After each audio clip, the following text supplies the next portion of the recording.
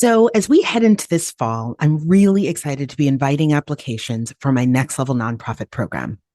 I'm also excited about a few shifts in my own thinking that won't change the program itself, but will impact how you hear me talk about it. And I want to share them here because I think they're meaningful. Since I started the program years ago, many, many moons ago, I've always called it the Next Level Nonprofit Accelerator. But increasingly, that's just out of alignment with my own energy and focus and way of moving through the world. And it doesn't resonate with what I believe leaders of small and growing nonprofits should actually be focused on. I work with deeply committed, incredible leaders inside this program. And the thing they need is not to accelerate their growth. They don't need to move faster and figure out how to hustle harder. That's not the key. And more, thankfully, as a sector and as individuals, we're seeing that. Hustle harder is not the key. Leading and growing an impactful organization is about sustainable growth. It's about setting a bold, exciting vision for change and impact. And then when you get there, looking back and knowing that you've built an institution that can help you stay there. It's about finding and leading from your zone of genius and not just avoiding burnout, loving what you do and feeling connected to your team and supported by your board and inspired by your work and by your impact without the constant overwhelm. So I've renamed the program to the Next Level Nonprofit Mastermind. It's still about taking your nonprofit to the next level, but we do that through all of the things that make masterminds one of the most powerful growth tools I have ever experienced or come across. Powerful, deep wraparound coaching support from me and the other expert coaches in the program, highly personalized guidance and planning support and feedback on everything from an audit of your core plans to reshaping your budget to redrafting emails to your board. And finally, the mastermind part is about getting access not just to a remarkable peer community, but also access and connections to a handpicked and curated network of marketing experts, fundraising experts, board coaches, finance gurus, people who can actually help you do your work better and stronger. So the core of the program hasn't changed, just that I'm renaming it to reflect what I think is its true gift and its true power. If you would like to apply to work with me and the coaches inside the Next Level Nonprofit Mastermind, you can apply at BrookeRichie-Babbage.com/Next Level Nonprofit. Hi, this is the Nonprofit Mastermind podcast, and I'm your host, Brooke Richie-Babbage. Each week, I do a deep dive into the mindset and strategies and tactics and tools of scaling an incredible, high-impact nonprofit. I'm so glad you're here. This week, I'm doing something special and a little different. I'm sharing an episode from the Confessions podcast, which is hosted by my dear friends, Jess Campbell and Cindy Wagman. I'm bringing it here to you all, my listeners, because it was a special episode. Me and the incredible women in my mastermind open up on a 3-hour car ride back to the Toronto airport during one of our in-person mastermind gatherings. And we share a behind-the-scenes look at the power and impact of our mastermind in our own lives and on our own businesses. Now, I've been really open on this podcast and in my writing about how powerful I believe masterminds to be. So I thought it could be really awesome and instructive to share a real-life example from my own life. So I hope you enjoyed this episode from the Confessions podcast. It is called Car Confessions, and it's a good one. Enjoy. Hey, Jess. Hello, Cindy and Rhea and Brooke. This is so fun. Confessions in the car with Jess and Cindy. Welcome to Canada.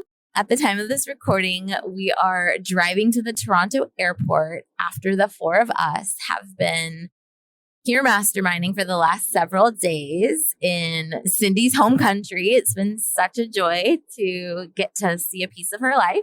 And as we're driving back, we thought, how fun would it be to take you all a little bit behind the scenes of what putting this peer mastermind together has been like, how we do it, how we meet on a consistent basis, and what we've actually done on this trip. So, anyone want to kick it off? I actually just want to kick it off by saying why the mastermind? Because I think we each, we're part of other masterminds and we talk about mastermind, but I know there are a lot of listeners who have heard about the concept of mastermind or peer masterminding and are sort of like, how do I operationalize, which we're going to talk about it, but also like how transformational being part of a mastermind really is and how I have come to see it professionally and definitely in this phase of my business as a necessity, not a nice to have. That being part of a group like this is, we're going to walk through in this way, in this structured and intentional way, is a stabilizing force. It is an accountability mechanism. It is a source of inspiration and motivation and help when I am feeling very lost. And it is has already helped me level up. And I know that's true for all of us. So I just wanted to frame the conversation and why we even do this. I think that's so important. And also being intentional about what you want to get out of it. I think what makes our mastermind work for each of us is that we all have similar aspirations. I would definitely call us peers in terms of our businesses and where we're at in our journey. And so we sort of exist to help each other level up. But I also think it'll be fun to hear the origin story because things kind of fell together for us, but when it did, it just felt so right. So I had met Rachel, who's not here, online, and then Jess through Rachel, and the three of us got together and we started having these conversations. And then separately, Brooke and Rhea were like business besties and supporting each other in that way. And then when we came together, it was like sparks were flying. We just felt this energy. And so it happened really organically. You can be intentional, but what I loved about how it came together in that organic way is that we got to connect and follow that vibe of these are our people, and not looking at, and it just so happens that we're all sort of peers instead of trying to be really calculated about who do I want to be in the room with and, making it less authentic. So it just really vibes for us. And it means we get to have fun too. So play 90s music trivia and, have fun swimming in the lake and also transform our businesses.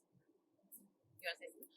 Yeah, I was just going to say something that Brooke and I were talking about this morning over breakfast was the fact that there are very few people in our everyday lives that we can talk about these things with because, building a business and being an entrepreneur and owning your own company is not something that a lot of people do, at least not in my life. And so, when I'm nerding out about Alex Ramosi or my email sequences or lead magnets, most people in my life, including my husband, are like, what the hell are you talking about? So it's just really awesome to feel like I'm not alone on this journey. And I can not only talk about this stuff, but also get really good advice and perspective from you guys because we're all on this similar journey, similar trajectory, and we're struggling with a lot of the same things at the same time. And I would say we all had the foresight, the wisdom, whatever you call it, to just say yes. So as Cindy mentioned, the three of us, including Rachel, were kind of talking. And then I think that Rhea, I did a podcast interview or something, and we were like, we have vibes and Brooke needs to be on this too. And then you were just like, would you want to come to Ojai? And, I could have so said no, weirdo, or no, too soon or something. But I just said yes. And being willing to be this could be the worst idea or it could be the most magical idea and going for it. I literally, when Rhea called me out of the blue last November and was like, so you're going to love Cindy and Jess. I don't actually think I had ever had a conversation with and you or Rachel or Cindy. And she's like, we're going to Ojai. We think you should come. And I said yes. And I hadn't traveled at that point because of COVID away from my kids. I had never met you all. I don't think I'd ever traveled to be with a group of people that I didn't know. And I immediately said yes. And it has changed my company. Before I say what I want to say, I also want to shout out to Tanya, who's part of the Mastermind, but hasn't joined us yet in person, but she will. Hey, Tanya. But being in person had the most transformation in the least amount of time and bonded us in a way that being online, I don't think ever could. And for me to go to Ojai, I mean, I'm in Toronto, Ojai's in California. It's not a low lift. Like, this is something I have to be really intentional about. And we were just talking about our next trip. And, you know, this is something that I carve out the time, the space, and the money to prioritize, because there's something just so magical. And I don't even like that word, but I do. I know you do, but I'm not. It's not my word. But there is something just so special that happens when you're in the room together, where you get to feed off each other's energy and brilliant ideas and go behind the scenes of what each of us is doing and lift each other up, that I really do only think can only happen in person. And to that, I want to add, our goal, I think, going forward is to meet twice a year. Yeah, it's just been so transformative, and a year is a long time. So to have these kind of biannual meetings, for example, in my business, I started the year thinking that I would start doing some writing for some consultants because I was getting asked a lot. And then by this moment in time, which it's August, I'm like, I don't know if I really want to do that. And if I hadn't met up with everyone and people in this car were asking me really important questions about 10Xing and like what's really fueling me, I might have just kept going along. But then these women were all giving me permission to say, cut it out, like stop doing it if it's not doing that. And that's just difficult to do, like you said, online. And if you only meet one time a year. Yeah, the other thing I think is really important about this particular group is the ethos and like the spirit of it. Like, we're not competitive at all. And I think, you know, when you're operating in scarcity, you don't see the possibilities of connection. And so what I really have loved is not only supporting y'all's businesses, but also you're supporting mine and like referring each other. We did that fun summit, which we would never have done if we had met in Ojai, right? So like there's so many opportunities for collaboration that are not competitive, and it doesn't take away anything from any of us. In fact, it adds to all of our businesses. In fact, this podcast came out of the relationships that we built. Both Jess and I were sort of dabbling in the space of building business around serving consultants and doing our own thing. We're like, well, if we're both doing this, let's do a little bit together. And that became Confessions. Look at us now. Okay, so let's get into some of the mechanics. What did this couple of days look like? How do we structure it? I'm going to pass the mic to our cruise director, Cindy, who, because we're in her town, really took the lead. So take it away. Okay, so I will say that I feel like everyone has, we've sort of been rotating hosting responsibilities. So Ria hosted us in Ojai, which is amazing. And Jess as well, because we were in California. But we came to Toronto, but I also knew that I didn't want to be in the city. So for anyone who knows Toronto or Ontario, I decided I would take us to Prince Edward County because it's spacious. Like, there's just lots of space. And I wanted us to be surrounded by inspiring and beautiful things and not distracted by, you know, day-to-day life that can get in the way. And so we drove out here on Monday, and we didn't have that much time, but we kind of settled in. The thing with us is like, we can't help but dive into the work. And so it sort of trickles into all that we do, but we had dinner. And then the next day we had dedicated time for hot seats, where we each took a turn bringing a challenge or an opportunity, something we wanted to tackle with the group together. And we took turns deep diving into that. Now, because we all like things to be exceptional, I booked us a cabana, a poolside cabana, to do that work. And that was super fun. We also had downtime. We went to a beach in the morning and yeah, so it was a combination of unstructured time where we just let loose and let our brains let loose, and then really structured problem solving. Yeah. Anything to add? Yeah, I just think it's really important to pay attention to the little details. And I know, Jess, you're a master at that, but it's important because this work is so intense and there is no off button to really treat yourselves, right? Like the hotel was really nice. The meals were really nice. Like we made sure that it felt really curated, luxurious. I think one thing I'll add just to sort of zoom out about the structure is the key is intentionality, right? Like we, for our group, have decided on this 2 times a year in person because we all live in different places. I mean, Rhea and I both live in New York, but different countries, different places. We are, multiple days. We like really beautiful spaces. I mean, Ojai was just amazing, right? So these are some of the elements that are like emerging for our structure, and we're being intentional about it. And I guess what I'll say for other folks as you're thinking about your mastermind is it doesn't have to look like ours. I was in a mastermind, as Rhea knows really well. The whole time I was an executive director with another group, it was a peer mastermind of executive director women. And we met the first Wednesday of every month in person. We all lived in New York. And we would have breakfast in the home of one of the women. That was our structure. It was personal and intimate. It was not connected with work. And that worked for us. So I think the takeaway from the structure piece is figure out what is going to allow you and your group to feel a sense of spaciousness and intimacy and freedom to like think. And that may look like luxurious, hotels around the world, or it could look like, a wonderful cafe that you all love. Okay, I have so many things to add. One thing that I would do differently, next time I'd add an extra night. I feel like never enough time. It's never enough time. But also this idea of like investing in ourselves, and that these nice things are also an investment in ourselves and our business. And we often talk about it as treating ourselves or like splurging. But I also think that this is like how seriously we take our business, and our success needs to be reflected in the design and choices we make around this experience. And the celebration, right? I think a lot of this couple of days has been us really cheering each other on, giving each other kudos, celebrating each other's wins. At the time of this recording, Rhea has a really big keynote speech she's about to deliver, and she's going to fucking kill it. And all we want to do, because we can't be in the audience in person, is like cheer her on, say one more time, like do it again. We want to clap for her. We want her to feel as strong and confident as possible going into Friday, since we're not able to be there in person.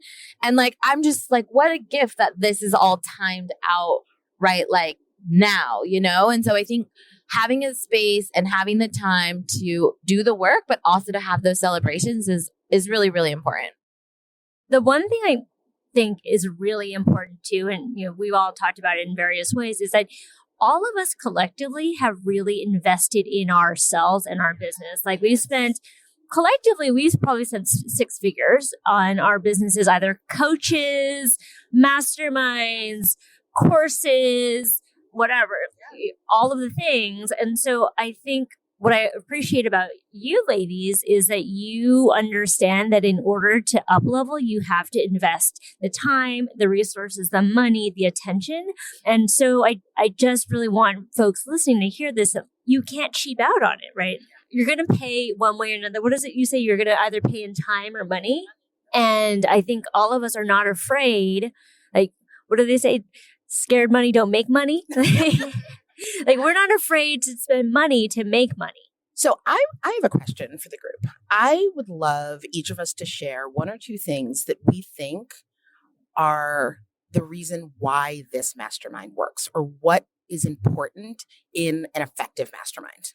So I'll start because I have a thought. I've thought about it.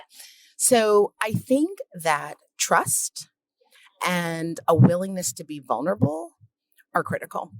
So as you're thinking about who do I want to peer mastermind with, for me, it doesn't work if I can't say to this group of women, which I can, I'm not sure about this thing, or I tried this thing, it totally didn't work.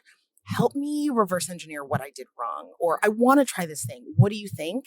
And have them be able to honestly say, nah, I don't know about that. I don't know if that's your move.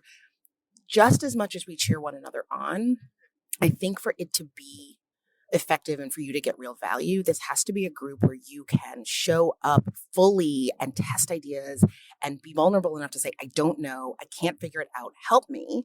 And then trust both their competence and their belief in you, so that even when someone says, I don't see it, or like, I don't think that's your move, or, oh, that sucks that it didn't work.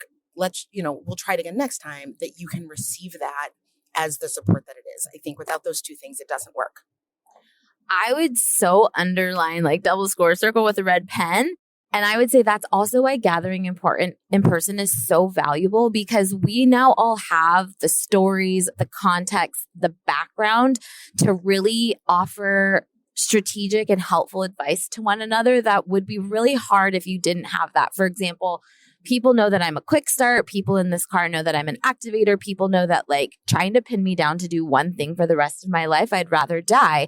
And so no one in this car is ever going to say, focus, Jess, just do that one thing, because they know that it would like dim my light. I mean, at the same time, you guys are also not afraid to say like, you're playing small, you're not charging enough. That's not a 10x decision. And I really, really, really trust you all. And so when you all say that back to me, I'm like, boom, I needed to hear that. But I trust that because you have the wraparound information that wouldn't be able to be possible if we had never gathered in person. I would say for me, mutual admiration and adoration. I think y'all are the smartest ladies I know. And that actually is really important to me because I wholeheartedly trust your perspective, your experience, your openness. Like I want to be in your brains. And if I don't feel that way, I'm not going to listen. I'm not going to be open. So I just think everyone's brilliant. And I think that that's actually really critical to getting the most out of a group like this. Yeah, I was going to say something really similar, Cindy, which is I think everyone's superhero power is related, but different enough that it provides, it's like the X-Men, like everyone has their like own little superhero power, but we're all in the same team, right? Like Jess is like email story brain, and Cindy's like strategic, this is where we're gonna go, and Brooke's like operation, like here's how we're gonna make it work. Like it's just so powerful to have. I mean, it's like having 4 brains in addition to the one I have. It's a mastermind. Yeah. Duh. Yeah. Yes, that's exactly it. It's a mastermind. So now that you've had a little inside look as to what we've done over the last couple of days and how we've structured things, how does anyone want to talk through how we keep this party going and how we do this on an ongoing basis? Maybe Cindy, you want to kick us off? Sure. So we meet monthly as well online for I think an hour and a half or 2 hours. And we do hot seats. So not everyone gets a hot seat each session, but people bring questions, bring things they want to talk through with the group. And so that kind of fills us up in the gaps between when we meet in person. But we also have a Slack channel that we share that is so fun. And it's sometimes spicy. And so that is sort of like maintenance. I would say that really doesn't take us to the next level, but it sort of triages questions that come up or problems that we're dealing with. And again, sometimes it's just chatting and supporting each other. Yeah. Oh, I was just going to say, as I think about it, when I think about where I was in my business in January when we met, like I made some big changes, including hiring an online business manager, which is what I was talking about back then. And I fired my social media team because they were sucking, but I don't know that I would necessarily have done that if I didn't have this group. And also I knew that our July event was coming up and I was like, I don't want to be that person who's like, yeah, I haven't changed anything. So there's a level of accountability too, that it's like, all right, I got to get like lights of fire to my butt. I'll add sharing resources, right? Like, I think that's also just, I would not as you guys are listeners are thinking about your own, like, don't underestimate the power of just the tactical nuts and bolts, but what book did you read and what newsletters are you subscribing to? Who did you hire? How much did you pay them? What courses have you taken? Oh, I just listened to this podcast episode and it made me think of you, Cindy. And like those resources and having access to a curated like inflow of suggestions. If I message through our Slack channel, guys, I'm really stumped with this, or I just, did a deep dive on this, I'm sharing it. Like that's another way that we support and lift one another up. And I will add structurally that we are intentional about that also. Like we just today on this trip this week on this trip talked about gathering in a single document, the books, the newsletters, the podcasts, the courses, the people we've hired, the places we go to for graphic design, like what are our go-to resources, and naming that as a sort of shared resource for all of us. And you said this week, Brooke, that I loved. She has brought someone onto her team who's making her feel very held. And I think that as entrepreneurs, that's a really tough thing to find. And not that that's my expectation for all of you, but because we've become so close and intertwined and we have this ongoing communication, I won't be able to help that when I come across a resource or an idea or something that I'm going to say, hey, Rhea, you got to try this. Or I was walking my dog and I thought of you about this, Brooke, or whatever. And so kind of reflecting back, it kind of is like, I look forward to holding you in space for you. And I know you all will do the same for me. And like, this might be the first time in my business that I've been able to find that. And it's really difficult. So it's just, again, underscores why this group is so valuable to me. Yeah, I mean, there's like a definite 1 + 1 = 3 equation here because, I mean, just candidly, the OBM I hired, like Brooke is now working with and Jess is probably going to be working with. And then the community manager, and one day Cindy will, and the community manager that Brooke found, I'm now working with. And like, the copywriter that our OBM, so it's just like this little, once they're in the pod, all of a sudden you start sharing resources. I mean, but the other thing I just want to say is I really just love you ladies. I just love hanging out with you. I think at the core of it for me is just a sense of friendship of like, I enjoy your company. I think you're wonderful people. I want to be around your vibe. And also let's make a lot of fucking money. And there's nothing wrong with that. And I actually want to underscore that. I think all of us in this car, including Rach and Tanya, who are not here, have aspirations around wealth building that we're unapologetic for. And I don't think it would be very comfortable if we had a member of this crew that wasn't subscribed to that mindset. And maybe that's not your mindset and you should surround yourself with people of your mindset. But I really, really, really appreciate that because I think coming from the nonprofit sector, there's this like ick around money and money is bad and whatever. Yeah. And we're like our literal next mastermind. We're talking about like, what's the path to 7 figures? Like, how do we play to 7 figures? And if we had a member of the community here that was not subscribed to that, it would just be really awkward, And so I think figuring out your shared values, is really important. Yeah. You kind of went where I was going to go, which is we've almost created unintentionally, but now intentionally, that sort of underlying question that we want to, or theme to these meetups. So this one, I feel like unarticulated was our 10X, right? We all read this book, 10X is easier than 2X. And that was our lens for, our creative approach to doing this work, or like to what we want to get out of this weekend, or it's not a weekend, but you know what I mean? And then as Jess said, next is our 7-figure breakthrough. We will probably have one in between now and that 7-figure one. And I think we will come up with that. Like, what's our intention? What do we want to get out of this? And I am going to tease that one of the things we're playing with is also bringing in coaches to work with us. So potentially like a 1-day VIP day for our mastermind, which will help us get to that level or solve for that theme. Right. Because we all bring like certain resources and skill sets, but we all still have gaps. And so we're not afraid to invest once again into people.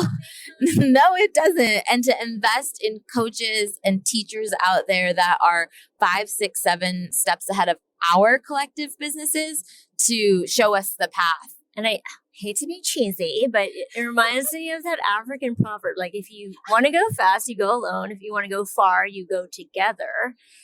And I think this is the crew that we've chosen to go far with. And I think I'm just really grateful to have connected with you ladies. And I'm also grateful that you want to hang out with me. So yay. Yes, absolutely. I can't add anything better than that. I think, but I'll try. No. But I can't help it. But I can't help it. No, I think the thought I kept having as I was listening to all of you is yes and. Right. One of my best friends comes from a theater background. And when she was an executive director, that was sort of one of the core values in her organization was we're going to yes and everything. And in the sisterhood, when I was an AD, my mastermind was called the Sustainable Sisterhood. That was one of our organizing values. If I have it to give, I give. Right. Yes. And so there isn't a question. There isn't a resource. There isn't a need that you ladies could have personally or for your business where my first thought isn't going to be yes. And okay, how do we build on that? How do I help?